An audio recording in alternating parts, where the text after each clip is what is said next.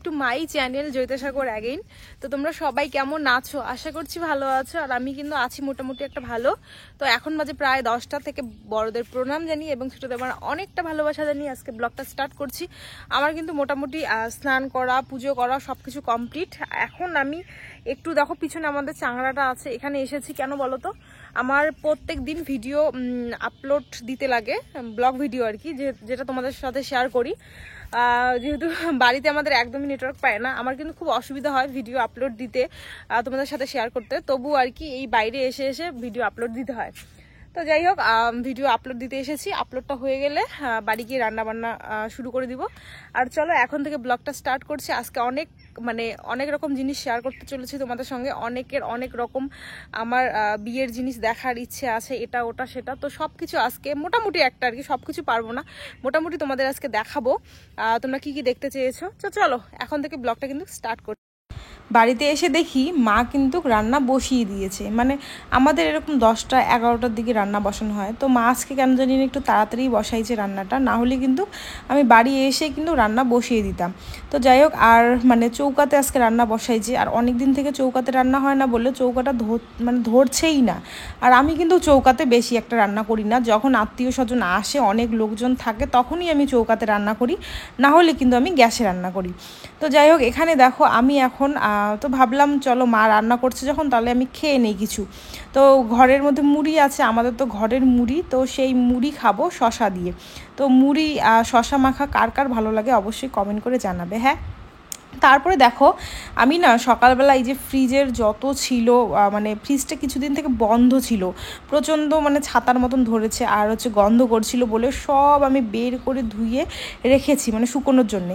তো শুকিয়ে গেছে, তো ভাবলাম চলো এখন এটাকে পরিষ্কার করে ভালো করে জিনিসগুলো সেট করি। আর আমার কিন্তু এই ফ্রিজটা দিয়েছে আমার 2 পিসি মিলে। প্রথমে পিসিরা বলেছে যে ওই টাকা দিয়ে, মানে ফ্রিজটার যত দাম পড়েছে ওই টাকা নিয়ে কিছু সোনার জিনিস মানে দিবে আর কি, কী নিবি ওই টাকার মধ্যে সোনার জিনিস দিবে। তো তারপরে আমি বলেছি না, আমি একটা ফ্রিজ নিব, কারণ ফ্রিজটার দরকার আছে।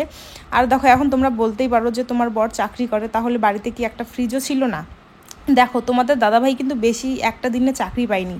ও তোমাদের দাদাভাই চাকরি পাওয়ার পর তোমাদের দাদাভাইয়ের দিদির বিয়ের সময় তোমাদের দাদাভাইয়ের কিন্তু দোকান আছে বাজারে, তো দোকানটা হচ্ছে বন্ধক ছিল, সেই দোকানটা খুলেছে। আবার 2টা জমি বন্ধক ছিল, সেটা খুলেছে।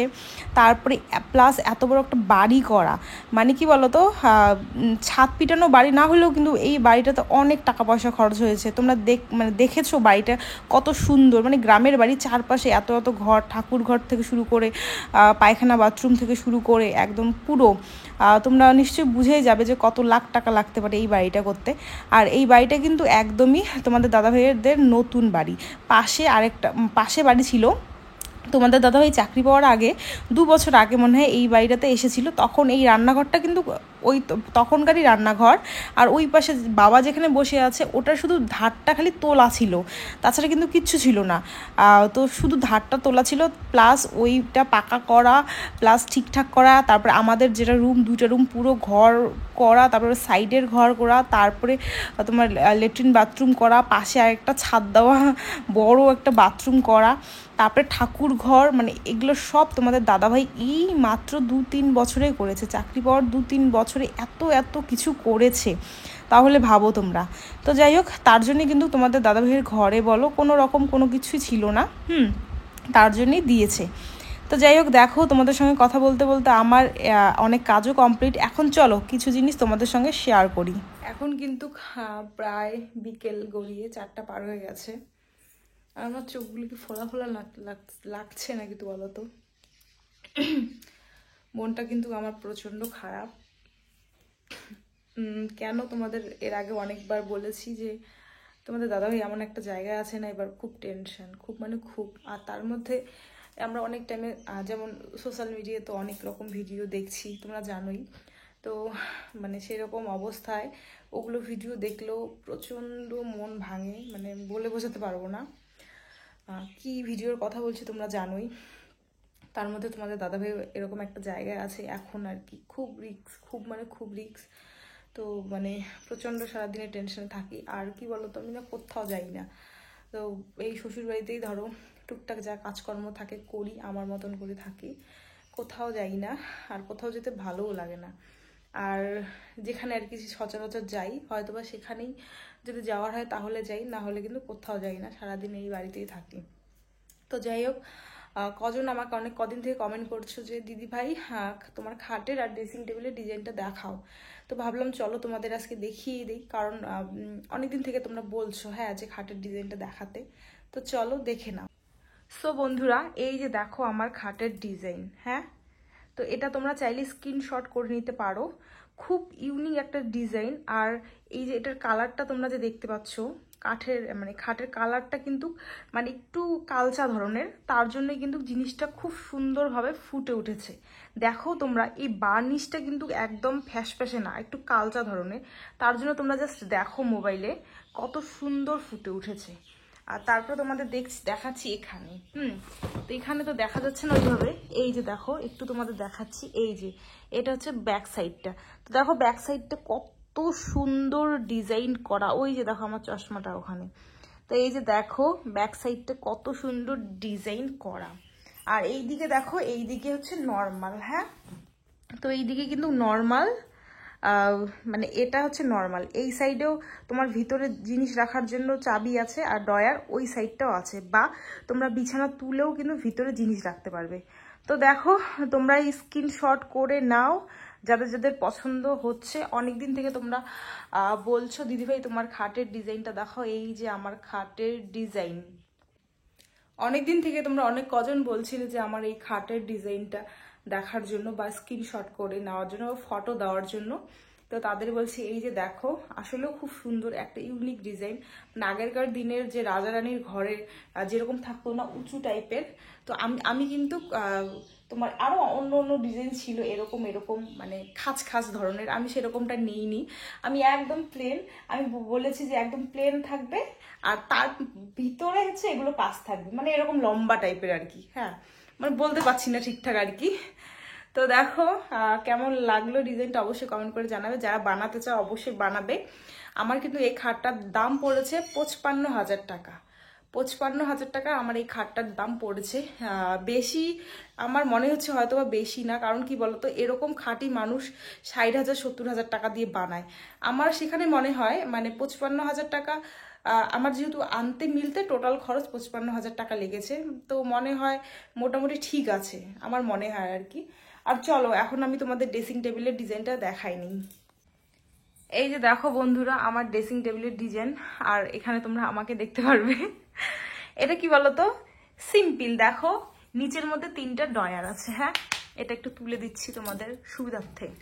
তো নিচের মধ্যে 3টা ডয়ার আছে, এখানে বড় ডয়ার, এখানে ভিতরে অনেক কিছু রাখা যায়। এটা বন্ধ আছে আর কি। তো এই যে দেখো এখানে আমি অনেক কিছু রেখেছি। আর এখানেও দেখো এটাও ডয়ার, এখানেও তোমরা অনেক কিছু রাখতে পারবে, বড় বড় ডয়ার, আর এটাও কিন্তু বড় ডয়ার। হ্যাঁ, তারপরে দেখো উপরে চলে আসি, উপরে একটা এটা হচ্ছে নিচে একটা গোল শেপের একটা ইয়ে, আর বড় একটা আয়না, বাস একদম সিম্পল। আমার ড্রেসিং টেবিলটা কিন্তু একদম সিম্পল। দাঁড়াও তোমাদের দূর থেকে দেখাইনি। এই যে দেখো, তো আরো পিছিয়ে তাহলে আরো ভালো করে দেখতে পারবে। এই যে দেখো, তো একদম সিম্পল আমার ড্রেসিং টেবিলের ডিজাইনটা, চাইলে তোমরা নিতে পারো।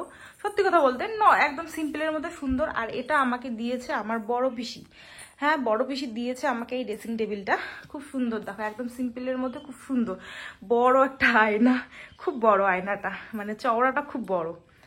তো যাই হোক আর কি, কেমন লাগলো আমার এই যে বেডটা আর হচ্ছে এই ড্রেসিং টেবিলটা, তোমরা অবশ্যই কমেন্ট করে জানাবে। তো চলো কেমন লাগলো তোমাদের, অনেক বলেছো, আর অনেকে বলেছো দিদিভাই তোমার শাড়ি কালেকশন দেখাও, শাড়ি কালেকশন দেখো। টেনশনে আমি পুরো ঘেমে যাচ্ছি কদিন থেকে। আমার এত, আমি জানি না আমার প্রেশার চেক করতে হবে কি জানি না, রাত্রে আমার ঘুম হচ্ছে না, দিনেও আমার ঘুম হচ্ছে না। আমি জানি না কি যাচ্ছে না যাচ্ছে, কি হচ্ছে কিচ্ছু বলতে পারতেছি না আর কি। তো অনেক দিন থেকে তোমরা কমেন্ট করে বলছো যে দিদিভাই তোমার খাটের আর ড্রেসিং টেবিলের ডিজাইনটা দেখাইও। জানি কিছুদিন পরে তো অঘ্রাণ মাস, 4 মাস পরে অঘ্রাণ, তারপরে মাঘ মাস, ফাল্গুন মাস, তারপরে বৈশাখ জ্যৈষ্ঠ, বিয়ের সিজন চলবে। তো এটা কত লাগবে, এটা 10-12 হয়তো বা এই ড্রেসিং টেবিলটা লাগবে আর খাটটা এত লাগবে।